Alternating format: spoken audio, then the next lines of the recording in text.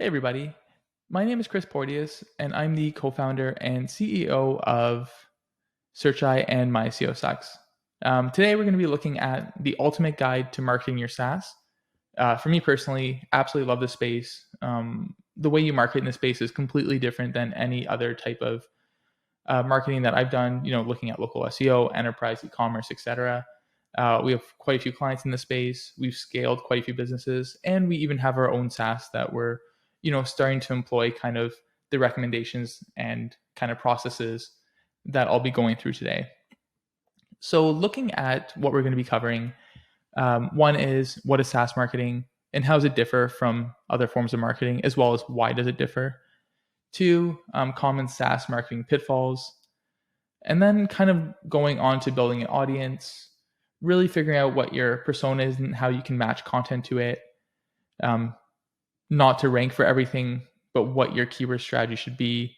6, establish content quality guidelines. 7, how you can generate leads with gated content and other types of, content marketing strategies. 8, building up your content marketing and really scaling it. And then kind of looking at digital PR, content amplification, and then a few final thoughts to close it out.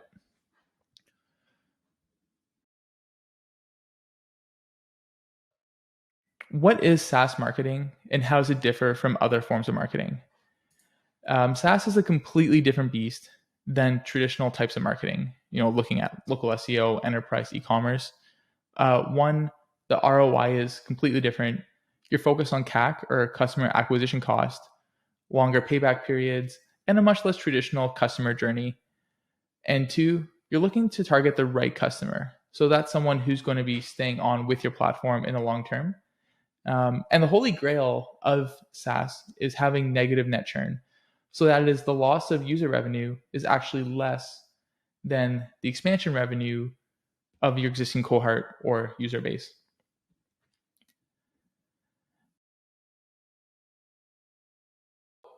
Common SaaS marketing pitfalls. So when you're starting out a new business or a new kind of SaaS product, your immediate thought is kind of emulate the big boys. So there's HubSpot, Moz, Vidyard. I know in the SEO space we also like Ahrefs, SEMrush do a really good job, but that's a mistake. These companies have multi-million-dollar content budgets. So with that, we want to really kind of the first step is build out the customer journey. So taking like a 2-year maybe timeline, looking at how customers are going to find you and looking at every piece of that journey. So the informational aspect, so building out guides on potential problems that your clients could face. 2, interest. So as you work your way down the funnel, capturing users who are a bit more educated, for example, looking for best CRM. 3, that decision process. So looking at HubSpot reviews, HubSpot pricing, HubSpot versus Salesforce, etc. And then 4, building out that retention part of it, and that is help videos, tutorials, and how you can really keep clients on in the long term.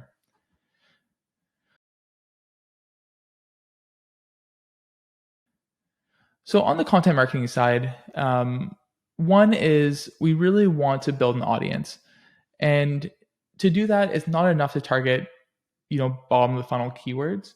You really want to be in front of the user kind of in each step of that decision making process, from awareness down to closing and retention.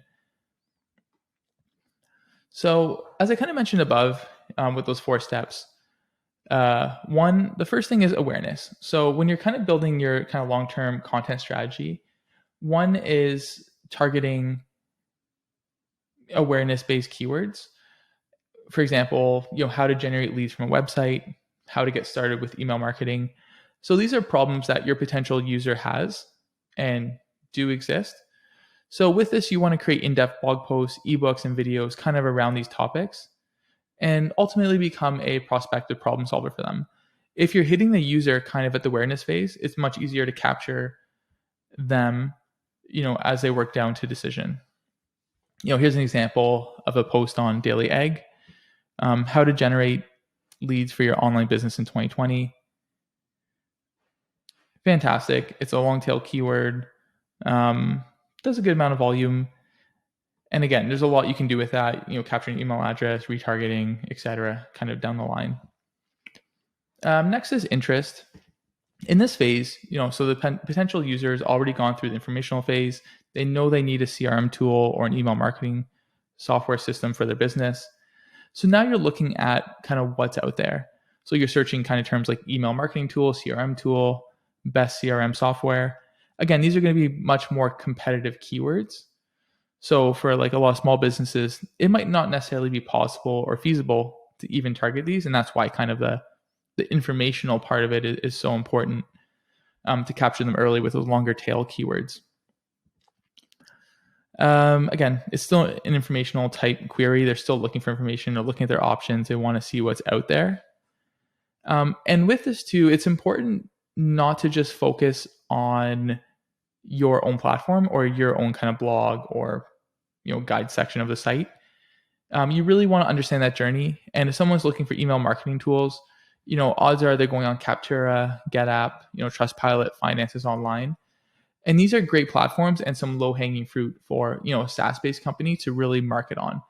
Get their clients to review on these platforms, incentivize them, build content around it, keep them up to date.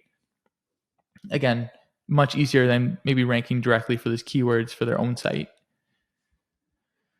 The third part is the decision-making process. And this is really important to get right on your site. So now you've hit them at the information part of it. You got them interested through maybe reviews and other things. You're ranking quite highly. Next is building out kind of that feature set. So, in the example of HubSpot, there's HubSpot features, HubSpot pricing, HubSpot versus Salesforce. These are great kind of, I would say, almost transactional type reviews. They're still somewhat informational, but they're trying to attract the potential software buyer in the stage. You really want to communicate your USPs. You want to highlight features that stand out from the competition. Lastly is the retention. So at this point, you've walked the customer through, they've signed up, maybe an initial trial, something like that. But with SaaS, as I mentioned, like the customer acquisition costs are typically much higher than, a month one revenue. Especially with a free trial, you're losing quite a bit of money there. So the payback period is much longer. So you really want to focus on keeping that user engaged long-term. So part of that is really building out kind of the retention side of things. So help videos, tutorials, your customer experience team, onboarding team, and making sure you found the right customer. Now, how do you leverage them to stay on your platform and eventually even be an advocate for your platform long-term? And with that too, you don't want to discount, reaching out to them. What can we do better? Leave a review for us. And really kind of incentivize them to be an advocate for your business. Here's an example with HubSpot, the complete guide to setting up HubSpot. So the key idea here is identifying customer journey stages, tailor content according to audience needs and aspirations.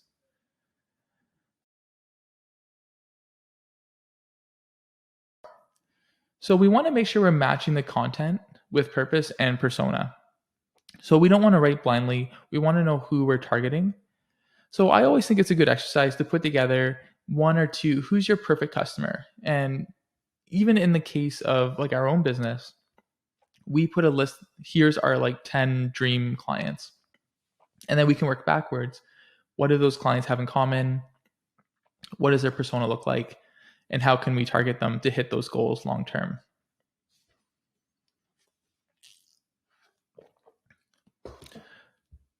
So here's an example of one we've kind of put together, or one template that we use that's provided by the Buyer Persona Institute. And it's a great exercise. It might feel mundane or boring, but it's a really great exercise to understand, who is your target customer and really getting that down to the details.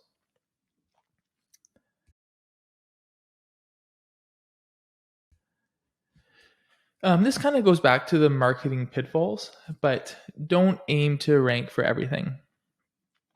So on the SEO side, it's so easy. And I mean, we work with hundreds of clients and it's the same things. We're not number one for this keyword. We're not first page for here. And the reason is there might be like these very high intent keywords that do, very minimal volume, but they don't necessarily drive leads, and they're too competitive to even invest resources in. If I can generate 1,000 searches or search hits for another high intent keyword, and it uses half the resources of targeting number one for another high intent keyword that only has 20-30 searches, that would ultimately make much more sense. So a really good example here, we were in the form software space a few years ago, and I'm going to look at this. That's form software, a great high intent keyword. Let me just log in here. So we're going to go Keyword Explorer, Canada, best form software. So here's a great keyword, 40 searches a month, but relatively high difficulty. So, if you have a $10 or $20 a month kind of form software service, you're not going to make, a lot of money off this, and you're going to invest a lot of resources into, link building. Kind of looking at the top here, you have, Zapier, again, super high authority, TechRadar, news site, another kind of news site, Listicle, HubSpot, of course, comes up. And you just don't have, then you kind of go to page 2 here and you start seeing, a few more. There's GetApp, Software Advice, Agile CRM. So these are all like kind of things you can target. Here's an actual like form software company, Mighty Forms. I believe Talify. I believe they're also, they're kind of like a process-based company. So again, not a great keyword, even though you would think intuitively that it would make sense. Now let's look at another one here. This is super niche.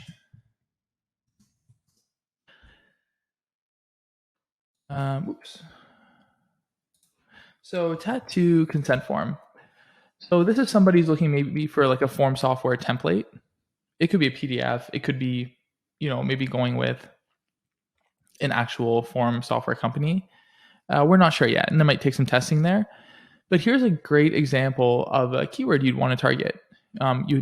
Very minimal difficulty, 350 searches a month. And you can build some really cool content around this. So if you're a form software company, you can actually build out, a form template. You could have a template section on your site, and someone could do one click and build a form super quickly. And that's a great way to get someone through the door. And if you look at here, you have tattoo consent form for minor. Like we're talking, when you're adding it up, 1,000+ searches on a keyword that I imagine very simple to rank for. If you were to look at kind of like the top SERPs in the space, you have a lot of like template companies. So you haven't actually sample forms.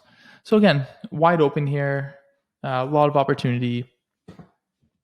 So really kind of not trying to rank for everything, but picking and choosing those spots that have low to medium competition, building up your content there, and then over time you're naturally going to rank for these kind of high competition keywords.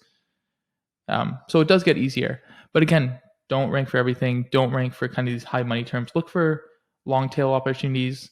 Understand your space. Again, if you're like, it depends on if you're a process company, you could build process templates that people are commonly searching for.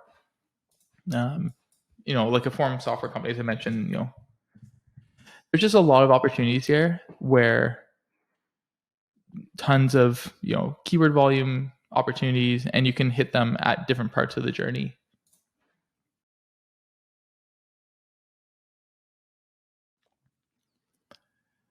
Number 6 here, this is something that's often overlooked, or it's kind of done later on when you build kind of a proper content marketing team.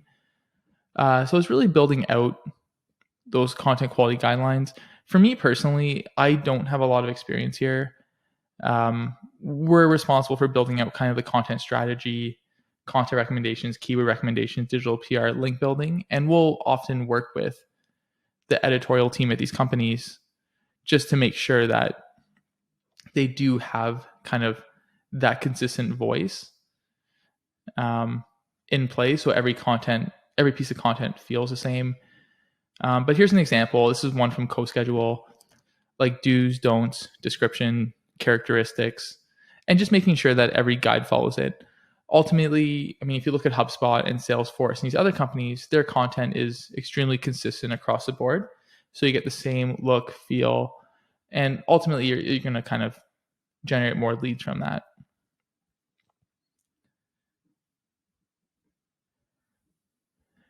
And then this is kind of back to the beginning. What do you want to focus on? If you're just started and you have no sales, you want to make sure that 100% of your content is structured towards acquisition. But as you kind of move through that chain and you build, a customer base, you want to eventually start producing content that is aimed towards retention. Keep in mind too, that retention-based content will also help you in the journey to acquire new customers. So it's not just for keeping new clients on or keeping existing clients on, but it's also going to generate you some new business. But here's kind of a great way to illustrate it. When you just started, 100% acquisition, as you're gaining traction, again, this 1 to 5 sales per week, it's highly dependent on what the benefit or the value is per user or the revenue per user. If you have like a $10 product, you're not going to want to, 5 sales a week. You're going to want to still focus on acquisition. But if you have a very high value product that's in the hundreds or thousands, you might want to start kind of moving more towards retention over time. Next is like creating pillar content. I absolutely love this. So pillar content is simply a blog post that offers users all the information about a specific topic. So, long form guides and very in-depth pieces. So they could be anywhere from like 5, 10,000 words. Here's an example on Typeform. Brand awareness, nearly everything you need to know. It's super in-depth. It's a 44-minute read, but it's going to be highly shareable. It's going to generate a lot of authority. It's going to be popular because it does cater to in-depth a specific audience. So again, this is just more of a content piece and a recommendation. But as you have those resources, and even us, like with our site, with My SEO Sucks, we don't really do any blog posts. It's going to be mainly pillar pieces. So even looking at the SaaS guide, I believe this guide's over 7,000 words, lots of examples. It's highly engaging. And that's the kind of, personally, that's the type of content that we like to create. Blog posts and kind of 500 word shorter pieces serve a purpose, but depending on what you're targeting and what your goals are, pillar pieces do really well. You can also package them into like ebooks, downloadables, gated content. There's a lot you can do to generate new leads from them.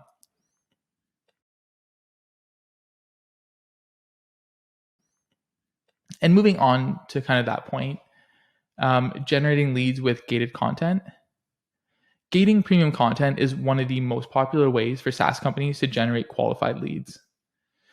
So what it is basically not accessible to everybody. You might have kind of, maybe the first chapter available, and then from there it's like click here, to download the rest of it, to view the rest of it, to get the ebook. So on that note, you end up building that email marketing list, you get more leads coming in, and then you can kind of take them from that information stage down to decision over time. Studies show that 51% of today's B2B businesses are incorporating ebooks. So again, a huge opportunity or a huge missed opportunity if you're not doing it. This is one example from AutoClose, the ultimate cold email outreach playbook. They actually got 2,000 leads, 54 demos, and 29 new clients from this content asset. And this was all in a single week.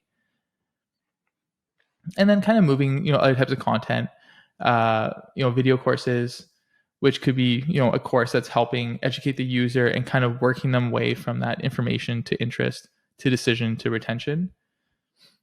And it can be gated, which is probably preferred, not gated. But again, it's just another kind of great asset. Webinars, another one, you're collecting information, and then you can answer questions. You can walk them through things. Again, it's fantastic. We do SEO webinars every quarter. They work really well, and it's good to connect with prospective customers, see what their pain points are as well. Like not using it just for a sales tool, but how can you better your processes, your systems, and at the same time you'll help the client and help them. Tools and templates. So for us, for example, we're building this new URL mapping tool where you can put in the keyword you want to rank for against the page on your site that you want to rank for that keyword. And it'll give you a performance score using AI and machine learning or an NLP. Like it'll scrape your page, it'll look at the content and see how relevant that keyword you want to rank is for that page. And from there, we'll collect their email address, provide them a score. So everybody wins. They get value, you get additional contact information, and it's a way to kind of work your way down the funnel and nurture that client to potentially use your services in the future.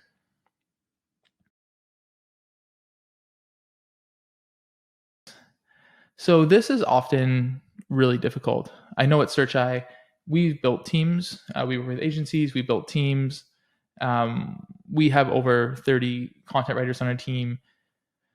We have 20 SEO people on our team who just build content guide outlines all day. But it took years. It's extremely difficult. It's time consuming. We have managers for each team. But again, this is, if you're starting small, I think it's really important to bring someone in that you think could naturally kind of progress from not just a writer, but to potentially an editor, and then from there, a manager. So, you build your team of experts, and that could be either in-house contractors. The most common with contractors is pay per word. And, for us personally, for like content that we produce, we pay anywhere from 6 to 8 cents US a word, up to 50 cents to $1 per word, depending on the value that writer provides. And then we create a content calendar. And I'll share with you guys, to everyone on my email list, I'll share a content calendar that we use internally for both our clients and ourselves. And from there, we kind of start with a bucket list of keywords and topics. We brainstorm ideas, put them into our Google Sheet, and then we have the content guide outline there. We have the stage, the status. It's assigned to a writer, and it really just helps you create like a clear-cut action plan.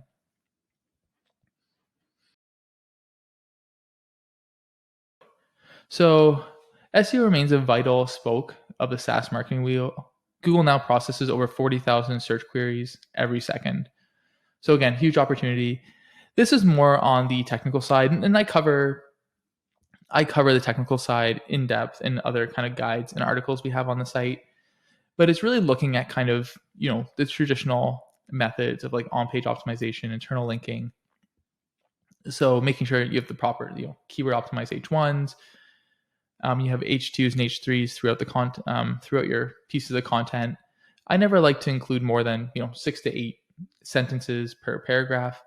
I love listicles. I love headers, and so that's a very important piece of like what we do internally as well as with our clients. And then also on that note, building in FAQs on every page, having the proper schema markup.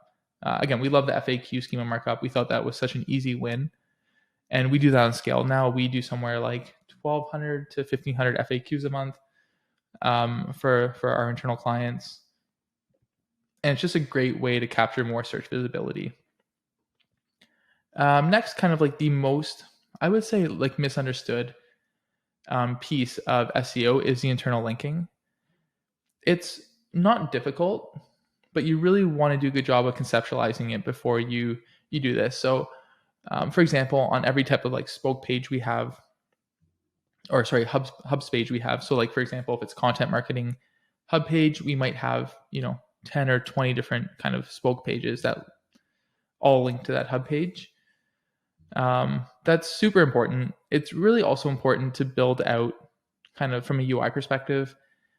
Again, for us, like we have like a menu on every hub page of links to spoke pages. So for example, if you had like a real estate lawyer, you might have like a real estate law firm page and then have a menu for each different location. So the menu could be like, check out our other, check out where we service clients. You could have like, Toronto, Mississauga, Oakville, et cetera, et cetera. And those all link to real estate, location pages. So it's really important to build this out. It's important to have, related articles on every piece of content. You want to not only have someone read this and maybe engage in providing, email contact information, but you also want them to check out other pages and go from there. And I'll kind of touch on this a bit below, but acquiring quality backlinks. So writing guest posts, working on platforms like Help a Reporter Out, Harrow, co-promote complementary businesses. So find a business that could value from your product and vice versa, and maybe work together on promoting that, exchanging articles, pieces, etc. And then publishing original research. An example, 9 out of 10 companies who do original research found that it's successful. Here's an example of a piece. Top 10 US cities for biking in 2020. Become a guest on niche podcasts. I know at SearchEye we offer podcast marketing. It's fantastic. 55% of the US population has listened to a podcast, and that just continues to grow. And especially with COVID, it's become even more popular. Audit contents are super important, especially as you change your guidelines, you change the way you want to convert customers. You want to really make sure that everything's still relevant, it lines up. Maybe dashboard screenshots have changed, improved, different search intent. So you want to also work on auditing your content. It could be on a quarterly or annual basis. This is an interesting fact. 30% of Microsoft content had never been visited. So you're creating this content, it's eating up your crawl budget, and you're not really getting any value from it. So there could be ways you could take that content, repurpose it, maybe mix it in with like a longer form guide that is generating search.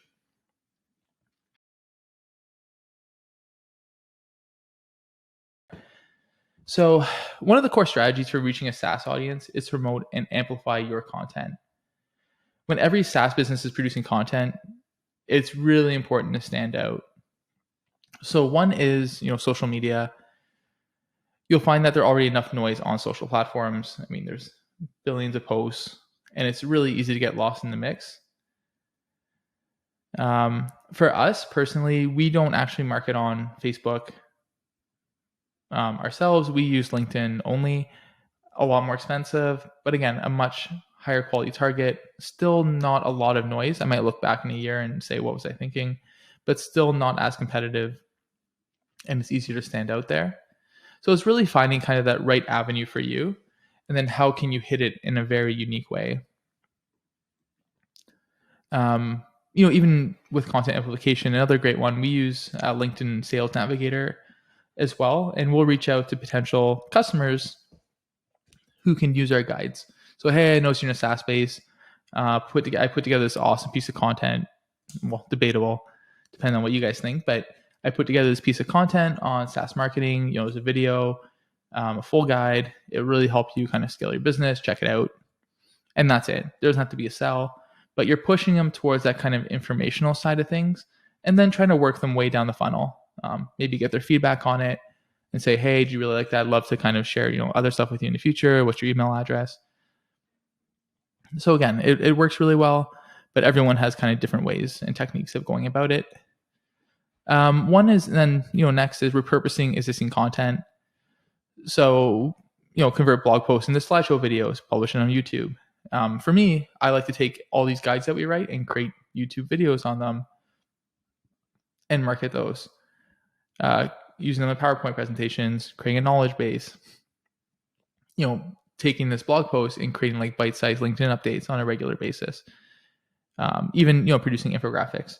So it's not enough just to create one guide, but how can you take that guide and spin it in 20, 30 different ways and ultimately kind of improve your overall search visibility. Newsletters, again, fantastic. And that kind of comes back to repurposing existing content, including in your newsletter, putting together listicles, things along those, and ultimately building out your database of contacts and leads. There's paid ad campaigns. Again, making sure you're using the platforms provided, there's a PPC, Google AdWords, there's Facebook, there's Twitter, Instagram, LinkedIn, TikTok, etc. Making sure you're using those to the full extent, not taking the same strategy and applying it, equally across those platforms. It just doesn't work. For example, with our paid ad campaigns that we run for our company, they're very kind of bottom of the funnel based, not so much informational. But then on LinkedIn, it's very informational. Facebook, combination, informational, transactional. But it really depends. We treat every platform differently, and they are very unique. Different audiences, and how people use them and engage with them is much different. And then now on the digital PR side of things, looking at outreach. So we've seen a huge difference over the last few years where kind of SEO and digital PR have merged much more. So now you have to create a lot more value-driven editorial coverage and content. It's definitely much more difficult than it was, but there's also a ton of opportunities. There's a lot of like high authority resources out there that are looking for content. So to start off, you really want to build relationships. So working with influencers, podcast hosts, blog editors. And you don't want to necessarily be desperate for links. Like your goal isn't to, hey man, here's an article, like post it, I'll pay you. That just doesn't work. Or if it does, typically those sites, everyone else is doing the same thing, and you're just not going to get the value from it. So you really want to focus on building relationships with editors, with kind of authority figures in the space, and then reaching out to them. Hey, I got this great, an example of the SaaS guide. Hey, I got this great SaaS guide. I know you market to SaaS users. Let me know if, you'd be interested in kind of collaborating on something, putting something together. And ultimately, that does work. I do see a lot of bloggers now looking for payment. It has changed a lot, but there are still a lot of opportunities out there. Do something newsworthy. So is there a product feature that is unique to your software? Are you trending technology? Are you sponsoring a business conference? Maybe you receive funding. There could be numerous reasons to get featured in the news. So just understand where you're at kind of in the life cycle of your software. I know, for example, if you just receive funding, there could be, TechCrunch opportunities, the Next Web, VC Post, and kind of other types of sites that you could promote to. That would be relatively easy because as you receive funding, it's upward momentum, there's legitimacy, funding is a form of social proof. So kind of take that and see what you can kind of spin with it. And then, lastly, personalize your outreach. So we do a combination. I mean, we're one of the largest kind of SEO, digital like link building companies in the world. So we obviously have our media department that, just sends out thousands of emails a day, gets the price, understands kind of what they're looking for, etc. But then we also have kind of like a very niche group who are on Twitter. They're following editors. They're working with them, tweeting them, kind of staying top of mind, and then using those assets to, over time, when something comes up or an opportunity comes up, we can reach out to them and see what's possible there and collaborate. So it really, again, everyone has different strategies on the digital PR side. That's what makes it public relations. But ultimately figuring out what works for you and your business.